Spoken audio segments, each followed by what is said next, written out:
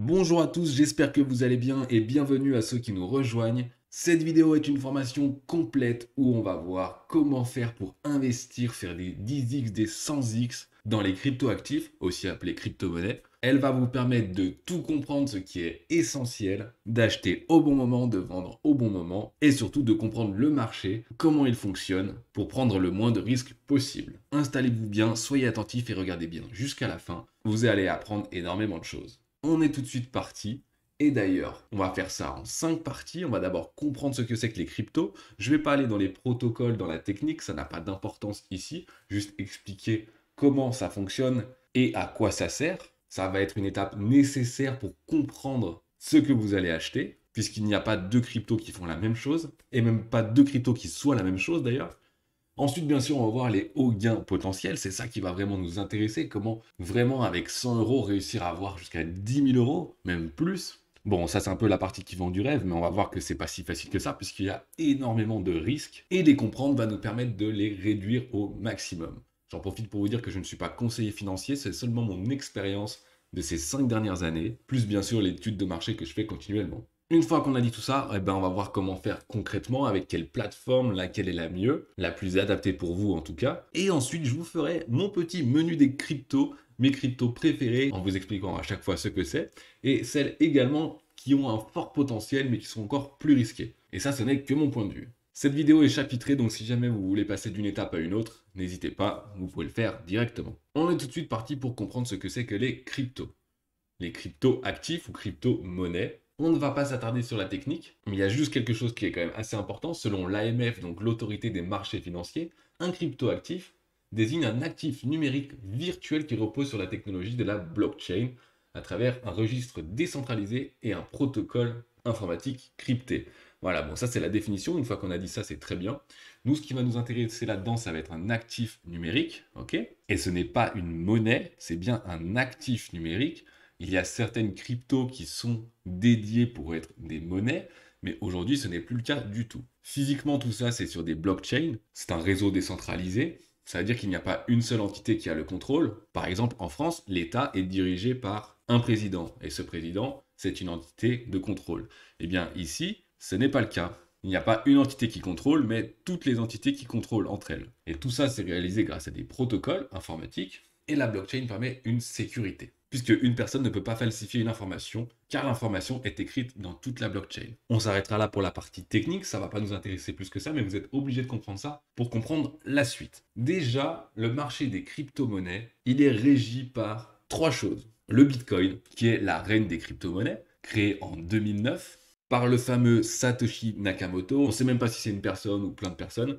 Bref, c'est pas important. Et le Bitcoin, c'est vraiment la reine des crypto-monnaies et c'est lui qui va déterminer tout le marché. Ensuite, à côté de ça, on a les altcoins. C'est tous les autres coins, en fait, qui ne sont pas le Bitcoin. Ok? Et ces altcoins, ils vont être répartis en plein de catégories qu'on verra ensuite. Et tout ça, ça va être des actifs numériques, hein. Et ensuite, on aura des stablecoins. Ça reste un coin ou un token, hein, comme vous voulez. Ça reste décentralisé, mais ça reprend la valeur, par exemple, du dollar ou de l'euro, selon ce que vous prenez. On a le stablecoin de Coinbase qui repose sur de l'argent physique et des dettes américaines. Ok, on commence déjà à introduire deux, trois notions. Vous inquiétez pas si vous ne comprenez pas tout, c'est pas grave. On continue, donc là on va voir en fait la structure des blockchains. Et pourquoi on va voir ça? Parce que vous allez voir que c'est très très très important. Parce qu'on entend souvent parler du Bitcoin, hein, mais le Bitcoin ce n'est pas l'ensemble du marché. Le Bitcoin c'est une blockchain. C'est la première couche, la toute première qui a été créée d'ailleurs. Et sur cette blockchain, on va ajouter une deuxième couche. Une couche de contrats intelligents, de smart contracts. Ok? Donc la couche de Bitcoin, elle s'appelle Stacks. Et sur cette couche, on va pouvoir mettre des applications décentralisées. Ok, on va pouvoir créer des applications dessus. Et c'est là que ça va être très important.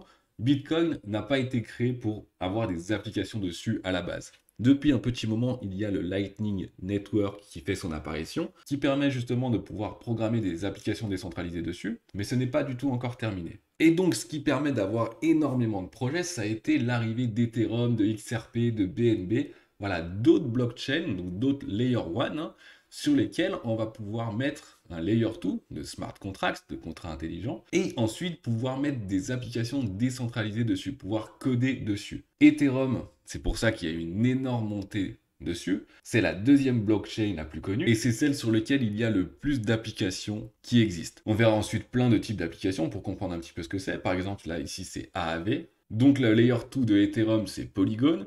Et ensuite, après, en application décentralisée, j'en ai mis une, c'est un exemple. Là, c'est AAV qui permet de faire de la finance décentralisée. C'est comme la finance normale, vous pouvez emprunter de l'argent, vous pouvez en prêter et gagner des intérêts en faisant ça. C'est un exemple, hein, mais il y en a plein d'autres. Hein. C'est ici aussi qu'il y a le métavers, les NFT, plein de choses comme ça. Ok, c'est juste ici qu'on se retrouve. Et ensuite, j'ai mis celle de BNB, donc celle de Binance, la Binance Smart Chain. Ne vous inquiétez pas si c'est complexe, il y a plein de mots que vous ne comprenez pas. C'est vraiment juste pour vous expliquer comment c'est créé. Ok.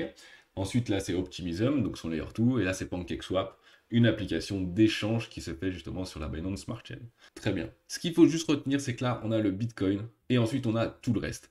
Le Bitcoin, c'est l'or numérique. Ça n'a vraiment pas du tout la même utilité que tout le reste. C'est une réserve de valeur, c'est un rempart contre l'inflation, et c'est la blockchain la plus sécurisée possible. Elle n'a jamais été piratée en 14 ans. On verra juste après le trilemme des blockchains, mais là je vais vous montrer en chiffres un petit peu de quel marché on parle. Je suis sur CoinMarketCap, et ici, on voit qu'on parle aujourd'hui d'un marché qui représente 1100 milliards de dollars et qui est monté déjà dans le passé à presque 3000 milliards de dollars. Ok, donc on parle d'un marché qui est colossal. Et la dominance du Bitcoin par rapport aux autres crypto-monnaies, donc seul le Bitcoin face à toutes les autres cryptos. Ici, on voit le Bitcoin qui est en bleu, l'Ethereum en vert, ok. Et on voit qu'à lui tout seul, le Bitcoin représente 50% de la capitalisation du marché. On peut d'ailleurs aller voir ça directement. On voit que le Bitcoin, il représente 566 milliards de dollars. On ne parle pas ici d'un petit caprice, hein, c'est vraiment un énorme marché. L'Ethereum, 191 milliards. Ensuite, on a deux stablecoins qui, à eux deux, représentent 100 milliards de dollars. Au moment où je tourne cette vidéo, mais vous allez voir que justement, quand il y aura une grosse montée, quand il y aura un gros bull run, ça dépend quand vous regardez cette vidéo, eh bien, toutes ces capitalisations vont exploser. Elles vont énormément prendre de valeur. Et ensuite, elles vont chuter. C'est pour ça qu'il faudra vendre au bon moment. Maintenant qu'on a compris un petit peu tout ça, il faut que je vous parle du trilemme de la blockchain. On a trois choses. On a la décentralisation, la sécurité et la scalabilité. Un petit peu la rapidité des transactions. En gros, c'est le truc le plus important.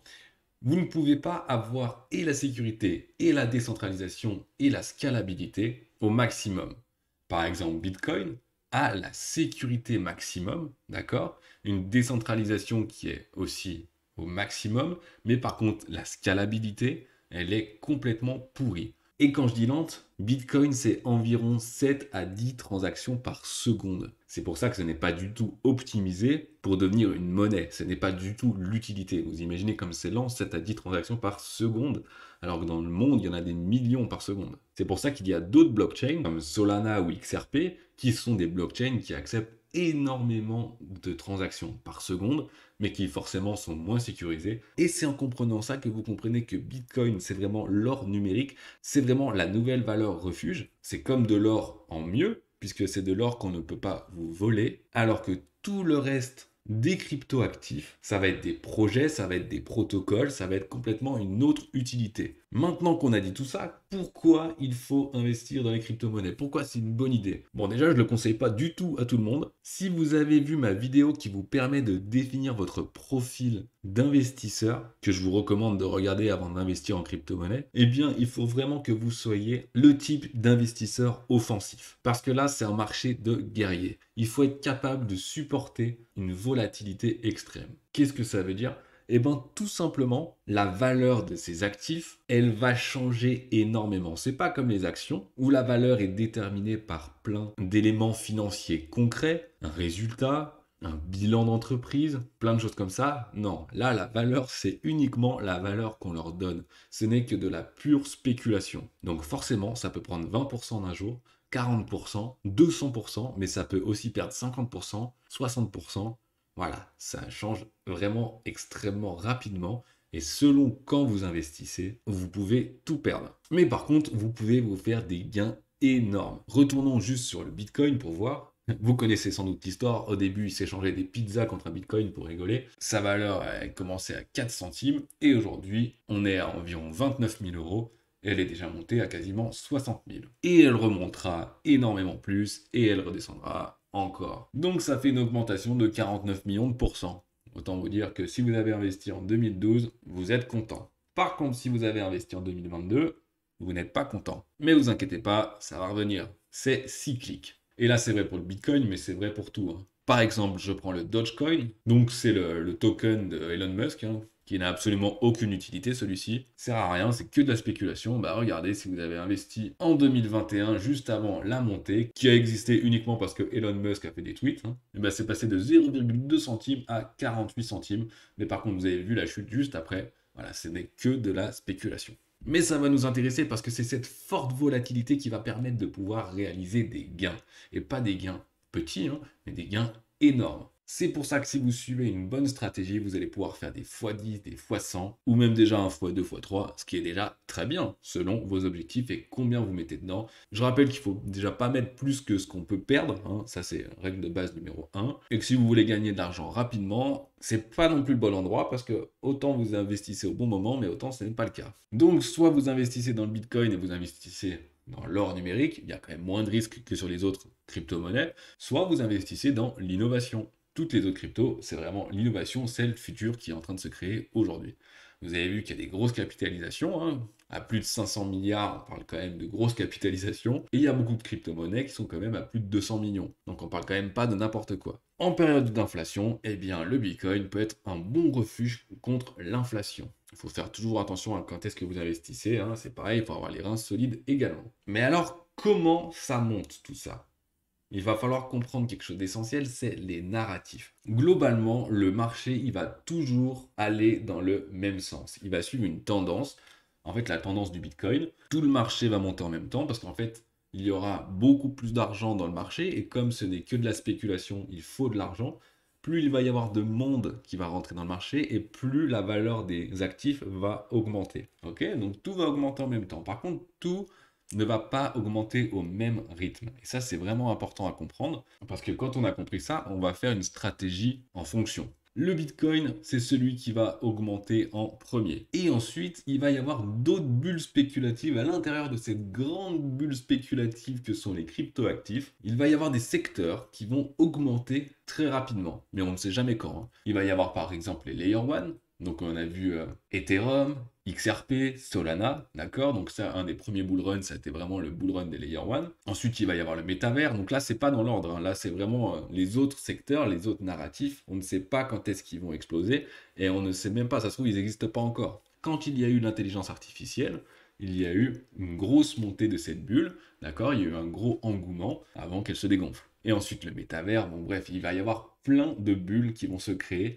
et nous, on va pouvoir en profiter. On va faire notre stratégie en fonction de ça. Donc moi, je vais vous dire ma stratégie, que je fais déjà depuis plusieurs années. Elle est très simple. Ça va vraiment dépendre de quand est-ce que vous regardez cette vidéo, mais pour l'instant, elle est très très facile, puisque ma stratégie, c'est d'acheter bas et vendre haut. Vous allez me dire, c'est normal, c'est ce que tout le monde recherche. Mais en fait, on va acheter bas pendant les périodes d'hiver crypto, on appelle ça, donc pendant que plus personne n'y croit, tout le monde est désespéré, et ben c'est là que je vais investir. Donc en DCA, en Dollar Cost Averaging, c'est qu'en fait je mets la même somme tous les mois ou toutes les 2 semaines sur des cryptos, ce qui me permet tout simplement de casser la volatilité du marché. Et également, je fais une diversification. Je vais vous montrer ça ensuite sur le graphique, hein, pour vous montrer les périodes d'achat et les périodes de vente.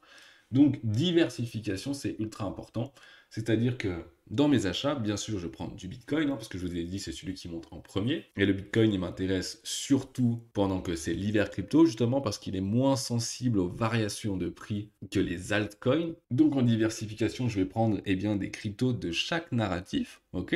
En tout cas, de plusieurs narratifs qui me semblent pertinents pour être prêt pour le prochain bull run. Qu'est-ce qu'un bull run? Je vous ai dit, c'est des bulles spéculatives. Et bien le bull run, c'est quand tout le marché va augmenter en même temps. Mais le problème, c'est que ça, on ne sait jamais quand ça va arriver. Donc, il faut vraiment être préparé. Je garde aussi une partie de stablecoin, donc de l'USDC. Et quand j'achète ça, moi, je hold. En fait, c'est-à-dire que je maintiens mes positions pendant très longtemps. Et ça me permet de faire du staking ou du earn. En fait, tout simplement, en ne revendant pas vos cryptos, vous pouvez gagner de l'argent. Vous pouvez les prêter vous les prêtez à la plateforme sur laquelle vous investissez et ça vous rapporte des intérêts. Un peu comme si vous mettiez votre argent sur un livret A, vous avez des intérêts chaque année, et ben là c'est la même chose mais en crypto. Vous laissez vos cryptos sur la plateforme et on vous donne des intérêts dessus. Ensuite, quand le bull run arrive, et ben tout simplement du rebalancing. Je vous ai dit qu'il y avait plusieurs bulles qui éclataient, plusieurs narratifs.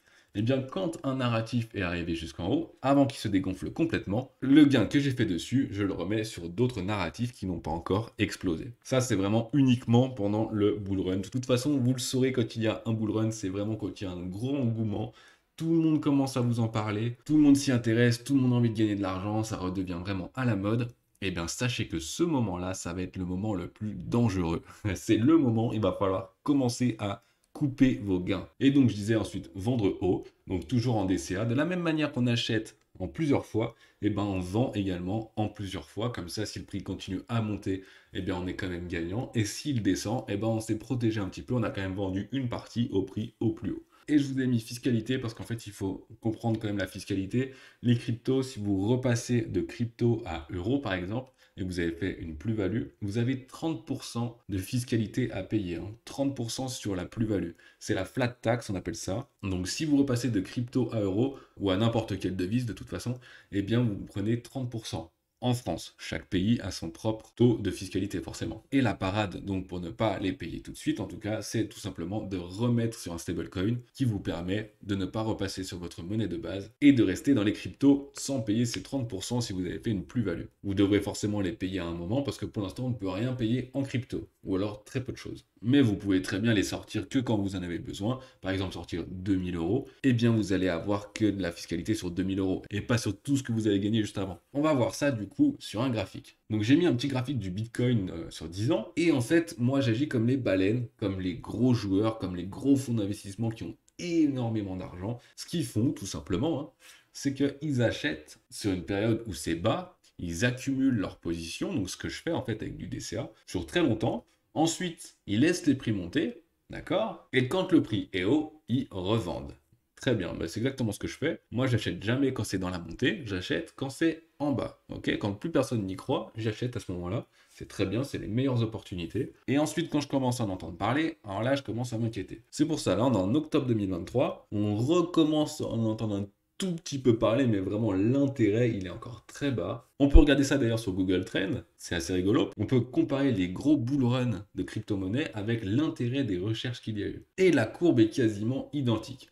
Donc là, on voit qu'on est vraiment très bas, ça n'intéresse plus personne. Génial, parfait. Donc dans ma stratégie, on achète bas et on vend haut, donc ça c'est vraiment très facile à dire. Mais ici, par exemple, on va faire un petit tracé pour là où on en est en ce moment. Eh bien, j'ai commencé à acheter. Alors, en fait, en réalité, j'ai commencé à acheter dans la descente ici. À ce moment-là, je ne pensais pas que ça irait aussi bas. Mais bon, j'ai pas tout mis. Donc ensuite, j'ai acheté globalement entre ici et ici. Ok, mais en fait, c'est parce que ça a descendu bien en dessous. Donc on pourrait redessiner notre rectangle comme ceci. Et là, c'est vraiment ma phase d'accumulation. D'ailleurs, quand on est haut comme ça, on commence à sortir du rectangle. Donc là, je n'investis plus. Si par contre, on retape le haut du rectangle et qu'on redescend, eh bien, ça va me permettre de réaccumuler. C'est très important d'avoir toujours du cash dans son portefeuille crypto. Et quand je dis du cash, c'est des stablecoins. En plus, on a beaucoup de raisons de penser que le prochain bull run sera entre 2024 et 2025. Il y a beaucoup de très bonnes nouvelles qui vont arriver dans le marché, des ETF Bitcoin Spot, des procès qui sont gagnés, bref, plein de choses qui vont permettre de repousser le prix au maximum. Vous avez vu la courbe à chaque fois de monter? Il faut vraiment être placé avant parce que vous allez en entendre parler, ce sera à peu près ici. Autrement dit, à l'endroit le plus dangereux. Alors voilà ma stratégie et comme je vous ai dit, dangereux. Donc on va réussir à comprendre les risques pour les réduire. Risque, on est au maximum sur les cryptos actifs. Il y a beaucoup de risques, il ne faut pas les négliger. Déjà, il y a l'extrême volatilité des prix, on a vu. Là, par rapport à leur all-time high, par rapport à leur prix le plus haut, les altcoins, la plupart, ils ont perdu 90% de leur valeur, 95% de leur valeur. Vous avez mis 1000 euros, il vous reste 50 euros. Vous avez mis 100 000 euros, il vous reste 5000 euros. Si vous investissez au mauvais moment ou sur le mauvais cheval, ça fait très mal. D'où le fait qu'il faut quand même beaucoup de diversification. Ensuite, il y a la sécurité. On est sur des protocoles informatiques. Et qui dit informatique, dit hacking. On a vu tout à l'heure le trilemme. Il y a des blockchains qui sont très rapides, et bien elles peuvent se faire hacker. Si une blockchain est hackée, ils peuvent récupérer de l'argent dessus, il y a plein de choses qui peuvent se passer. Mais pas sur Bitcoin. Ensuite, il y a la réglementation. Et bien ça, c'est quelque chose qui va énormément influencer sur le marché des cryptos, puisque la réglementation peut être en faveur, mais elle peut aussi être en défaveur. Et en Amérique, on a la SEC, donc la SEC, la SEC pour les connaisseurs, qui est le gendarme américain sur les marchés boursiers. Et à chaque fois qu'ils font une nouvelle, ça va dans un sens ou dans l'autre. Mais bon, n'oubliez jamais que tout ça n'est que du vent, hein. Ce n'est que de la pure spéculation. Et n'oubliez jamais également que ceux qui ont de l'argent contrôlent aussi les informations. Ces marchés, ils existent encore justement parce qu'ils permettent aux grands joueurs du monde, hein, ceux qui ont énormément d'argent, eh d'en s'en faire énormément plus. Ne vous l'aurez pas, si c'était uniquement bénéfique pour les gens normaux comme vous et moi, eh ben ça fait longtemps que ça n'existerait plus. C'est juste que là, justement, ça permet aux gros joueurs de récupérer tout l'argent de ceux qui font n'importe quoi et qui paniquent. Donc réglementation, vous entendrez toujours, attention, ça va être interdit, et le lendemain vous direz, ah finalement ça a été accepté, c'est génial. Tout simplement, n'écoutez pas les médias de masse, ils vont vous bourrer le crâne de fausses informations, et vous allez peut-être casser votre stratégie, et c'est ça qui va vous faire perdre. On verra ça d'ailleurs au point juste après. Et il y a aussi beaucoup d'arnaques et d'escroqueries. Commençons par un fait très simple. Si quelqu'un vous promet d'avoir un gros rendement sans risque, n'y allez pas. C'est risqué, d'accord?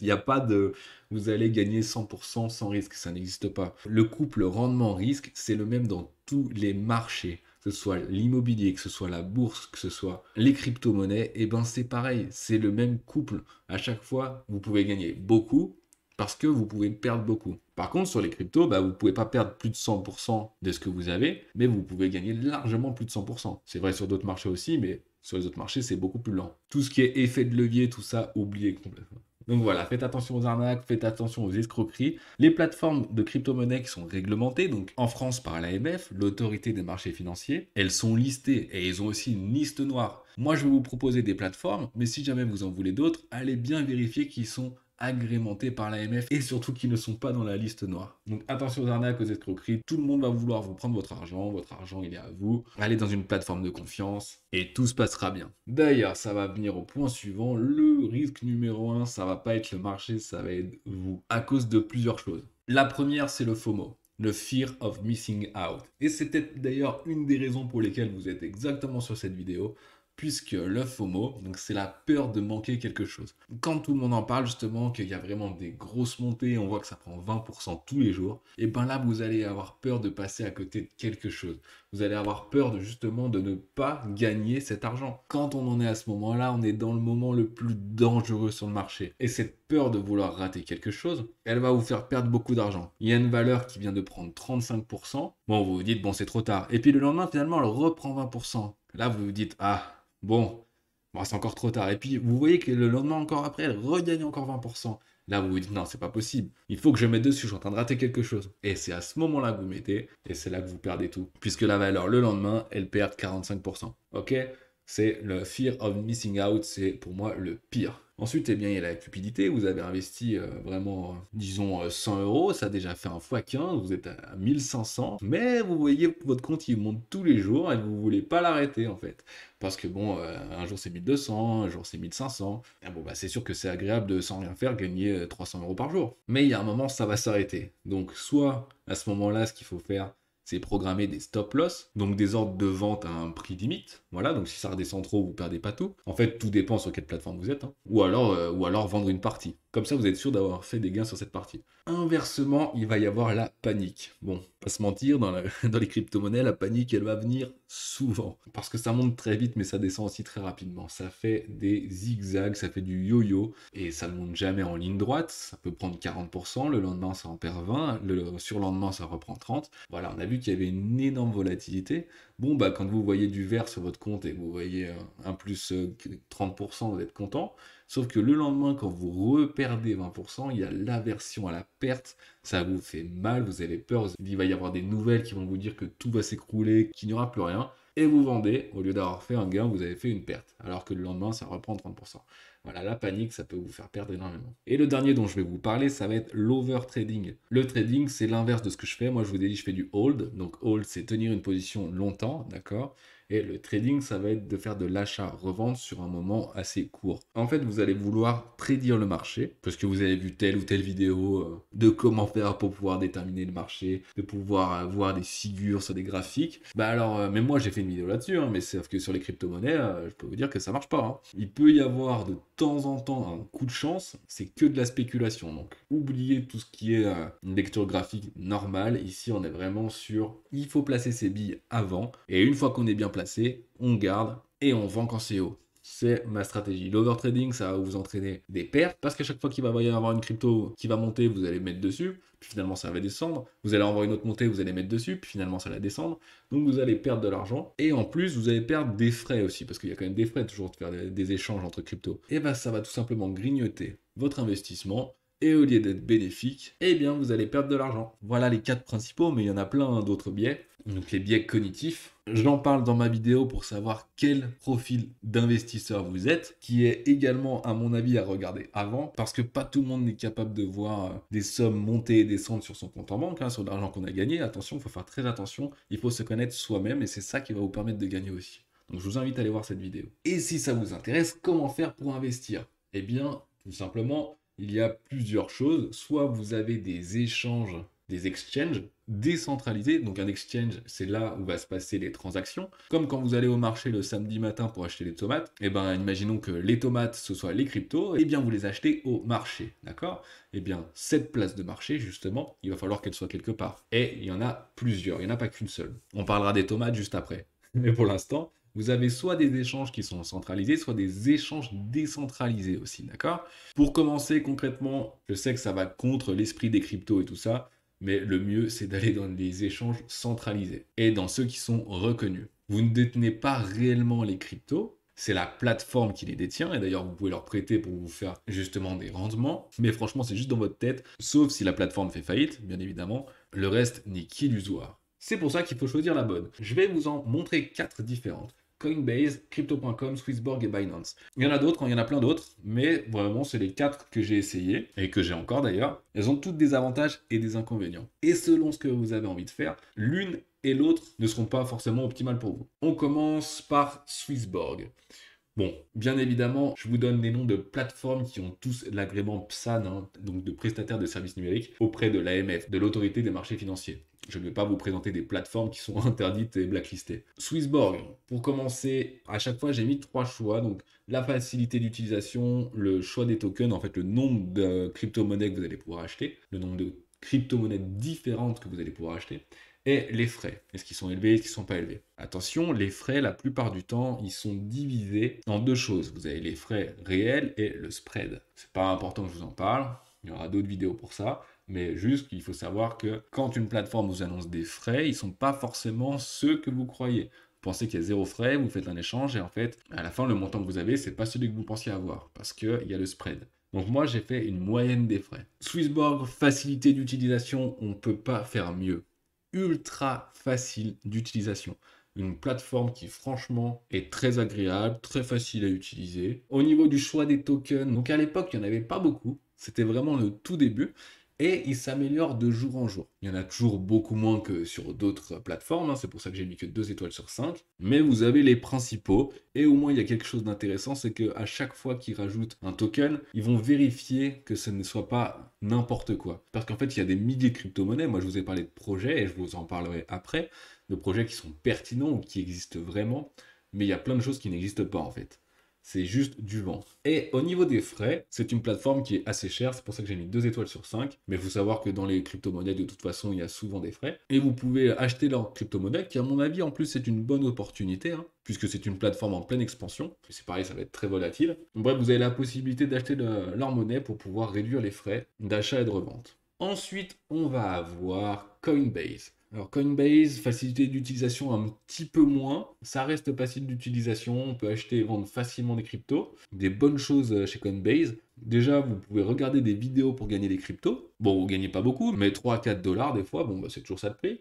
Dans la crypto en plus, donc si après elle fait un x10, x100, bah, vous êtes content. Vous avez rien fait, vous avez juste répondu à 3 questions et vous avez gagné de l'argent, donc c'est top. Toutes ces plateformes, j'ai des liens en commentaire, donc c'est des liens affiliés où vous pouvez gagner de l'argent, et moi aussi si vous ouvrez un compte. Selon la plateforme, c'est plus ou moins. Ultra important aussi, Coinbase, c'est la plateforme qui a été choisie aux États-Unis pour être copain-copain avec les plus gros gestionnaires de patrimoine au monde comme BlackRock, ARK Invest et tout ce genre de choses. Et ça, c'est pas rien du tout. Ça veut dire que toutes les transactions des énormes sociétés vont passer par Coinbase. Donc l'avenir de Coinbase est quand même bien engagé. La plateforme ne va pas couler d'ici demain. Le choix de token, bon, bah, il y a pas mal de tokens aussi sur Coinbase, hein, il y a pas mal de crypto. Vous avez vraiment toutes les principales et même pas mal d'autres, hein, c'est vraiment intéressant. Par contre, le gros point noir pour moi, c'est les frais. Vous avez des frais qui sont quand même très élevés pour les transactions. Si vous voulez garder vos positions très longtemps, ça n'a pas trop d'importance. Mais à chaque transaction, c'est quand même dommage d'avoir des frais aussi élevés. Mais un autre avantage aussi,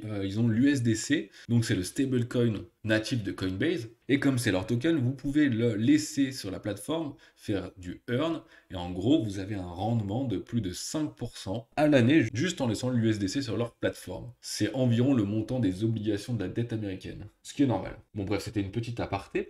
Ensuite, on va avoir crypto.com. Crypto.com qui est assez connu notamment puisqu'ils ont axé leur stratégie sur le marketing. Au dernier bull run, c'était l'application la plus téléchargée en Amérique. Vraiment, ils ont renommé des noms des stades, ils ont fait beaucoup de communication. Il y a pas mal de choses. D'ailleurs, leur token natif, ils ont leur propre crypto-monnaie. C'était le CRO, ça a changé maintenant, c'est le Chronos. J'en avais à l'époque d'ailleurs et il a fait un bon x15. C'était assez plaisant à voir. Et après, il a fait un bon 95% de perte. C'était assez triste à voir.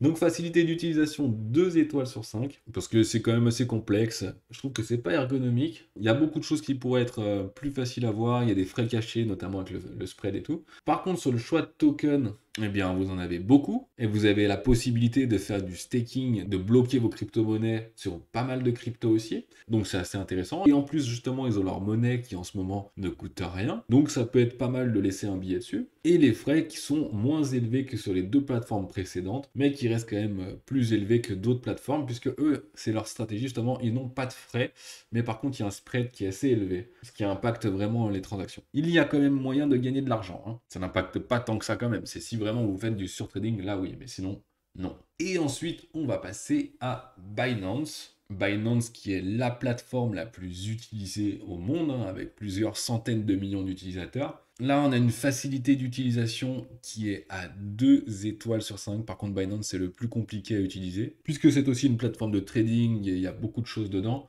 Vous pouvez aller sur des produits dérivés, vous pouvez aller sur plein de choses. Mais ils ont fait une fonction qui est très bien, c'est Binance Lite, qui permet justement d'avoir juste l'application ultra simplifiée. Et dans ce cas-là, je mets 5 étoiles sur 5 parce que c'est vraiment ultra simplifié. En fait, dans l'application, vous avez juste à cliquer sur un bouton pour passer de Lite à normal. Mais quand vous êtes juste sur le Lite, vous ne pouvez pas faire du earn, vous ne pouvez pas justement prêter vos cryptos et tout.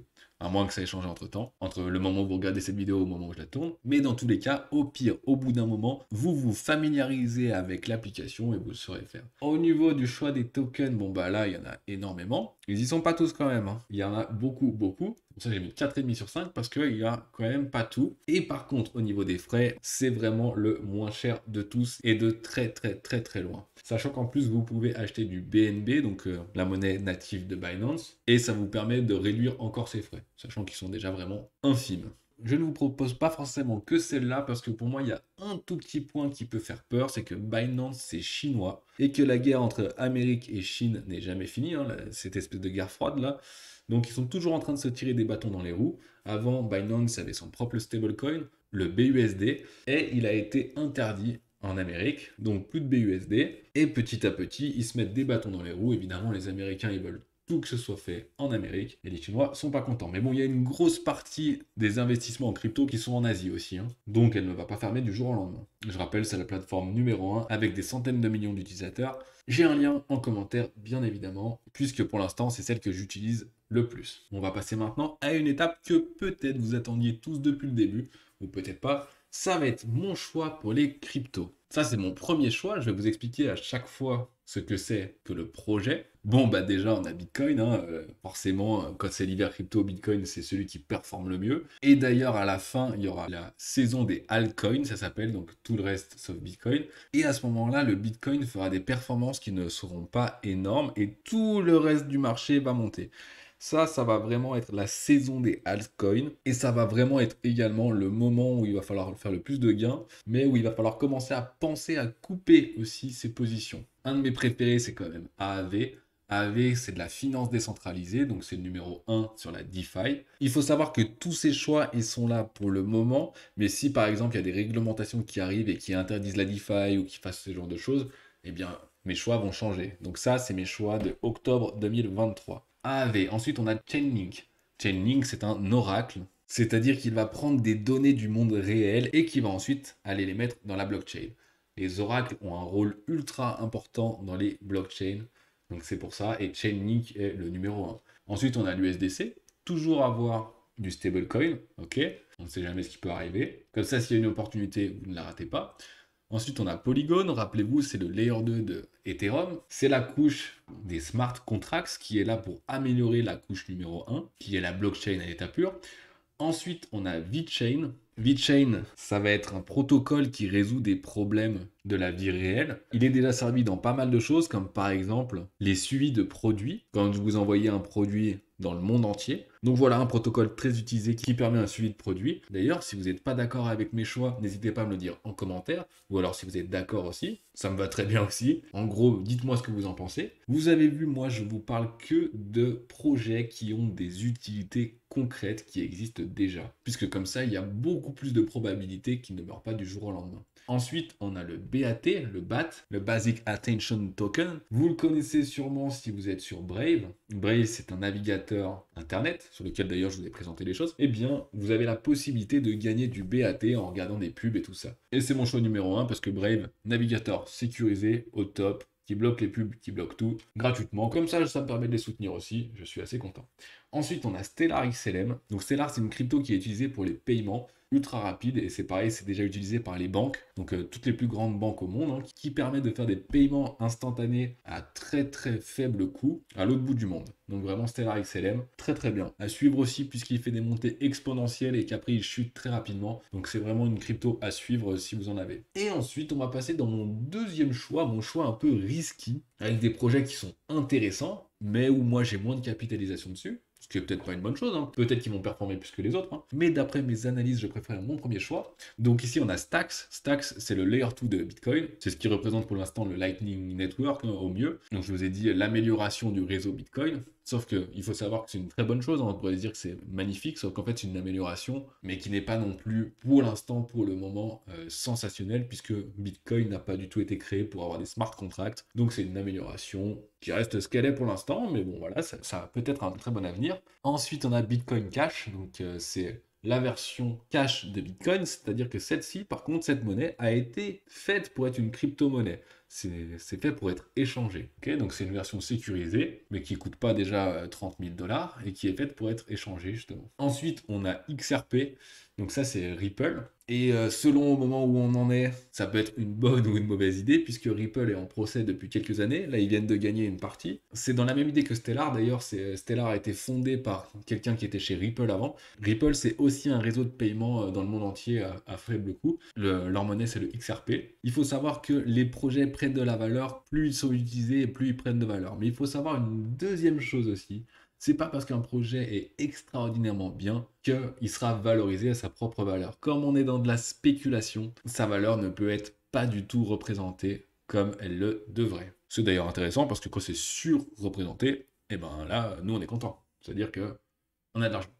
Ensuite, on a Sandbox et Decentraland. Donc ça, c'est pour le métavers. C'est pas forcément les meilleurs projets qui existent dans le monde, mais c'est ceux qui sont les plus aimés par les investisseurs, donc Sandbox et Decentraland, qui ont fait une montée parabolique dans le dernier bull run également. On a The Graph qui est un peu le Google des blockchains, c'est-à-dire que lui, il va aller indexer des données dans toutes les blockchains, il va aller les rechercher, et il va permettre d'organiser toutes ces données, parce que vous avez vu que derrière, il y a énormément de données. Ensuite, on a Astar Network. Là, c'est un peu parié sur l'Asie, donc là, c'est le Web 3. Donc le Web 3, c'est le futur web avec toutes les applications décentralisées, mais version asiatique, parce que c'est un projet asiatique. Parier sur Astar, c'est donc parier sur l'Asie et notamment le Japon, puisque c'est là-bas qu'il est très présent. Mais vous le savez peut-être, mais une grande partie de l'Asie est très très très avancée niveau technologie. Ensuite, on a Shiba Inu. Alors là, c'est un investissement. Il y a énormément d'argent sur ce token, et surtout, il y a des montées paraboliques, hein. Ça monte d'un coup, et pareil, par contre, après, ça chute directement. Celle-ci, par contre, n'a aucune utilité, c'est juste de la pure spéculation, mais quand même une pure spéculation, avec une capitalisation de plus de 4 milliards de dollars et qui peut monter jusqu'à 50 milliards en quelques minutes. Donc, Ça peut être intéressant à suivre. Ici, nous avons le Chronos, la monnaie native de crypto.com, qui s'achète surtout sur crypto.com d'ailleurs.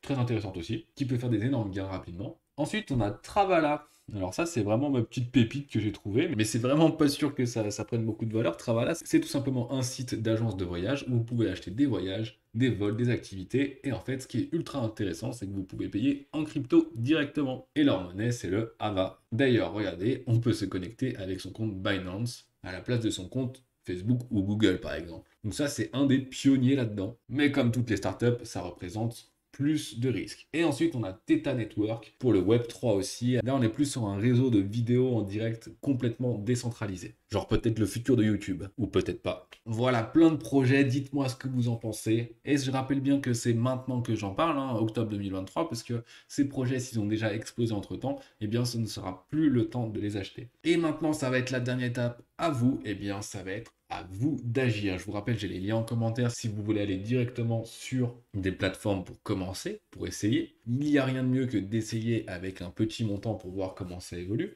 Moi, je vous recommande quand même, avant d'aller regarder ma vidéo sur comment déterminer son profil d'investisseur, je ne parle pas du tout que de crypto-monnaie, mais ça va vous apporter beaucoup de choses sur la psychologie. Et en tout cas, pour l'heure, moi je vous dis merci d'avoir regardé, j'espère que ça a pu vous aider, que ça va pouvoir vous permettre de prendre des décisions éclairées et gagner beaucoup d'argent et aussi ne pas en perdre. N'oubliez pas que si vous voyez cette vidéo pendant le bull run, eh bien prenez du recul, attendez patiemment le prochain hiver, ce sera beaucoup mieux pour vous. Thumbs up si ça vous a plu, allez vous abonner si ce n'est pas encore fait et moi je vous dis à très vite pour une prochaine vidéo. Allez, à plus!